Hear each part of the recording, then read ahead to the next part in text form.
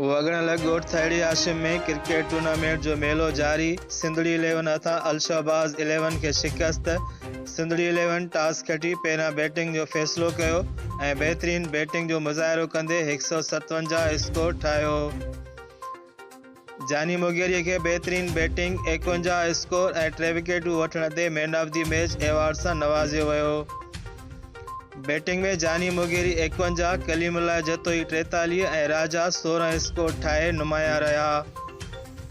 जवाब में अलशहबाज़ 11 सुस्त बैटिंग जो मुज़ाहिरो कंदे सिर्फ़ 109 स्कोर करे सघी ऐं मैच हाराए वई। अहिड़ी तरह सिंधड़ी 11 वॾे मार्जन तां मैच पंहिंजे नाले करे वरिती। सिंधड़ी 11 जे रांदीगरनि खे सराई फिरोज़ गुल तुनियो, साईं Shah Mohammad Jatoi, sir कमरदीन तुनियो, Haji Abdul Qayyum Jatoi cash prize सां नवाज़ियो। टूर्नामेंट जे हलंदड़ मैचुनि में सिंधड़ी 11 जो बॉलर अब्दुल गफ़ार 6 विकेटूं वठी करे टॉप पोज़ीशन में शामिल आहे।